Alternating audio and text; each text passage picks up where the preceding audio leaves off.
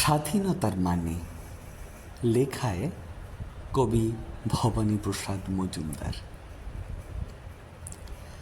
যে ছেলেটা বস্তা কাঁধে কাগজ কুড়োয় পাড়ায় পাড়ায়, যে ছেলেটা রোজ বাজারে মুরগি কাটে পালক ছাড়ায়, যে ছেলেটা রেস্তোরাঁতে ধুচ্ছে থালা গেলাস বাটি, যে ছেলেটা সারা জীবন খায় লাথি কিল চর ও চাটি, ওদের কাছে প্রশ্ন করো, ওরা কি কেউ সত্যি জানে স্বাধীনতা কাকে বলে, স্বাধীনতার সঠিক মানে?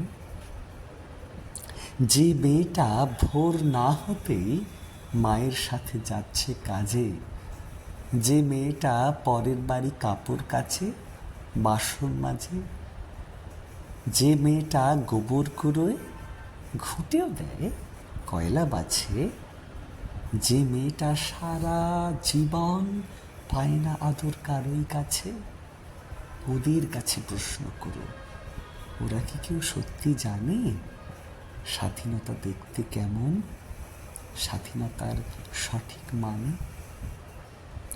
যে ছেলেটা রাস্তাঘাটে করছে পালিশ পরের জুতো, যে ছেলেরা ট্রেনের হকার খাচ্ছে রোজই লোকের গুঁতো, লজেন্স খাওয়ার বয়স যাদের করছে তারাই লজেন্স ফেরি, যাদের বুকে সূর্য ওঠার গোলাপ ফোটার অনেক দেরি, ওদের কাছে প্রশ্ন করো, ওরা কি কেউ সত্যি জানে স্বাধীনতা জিনিসটা কি, স্বাধীনতার সঠিক মানে?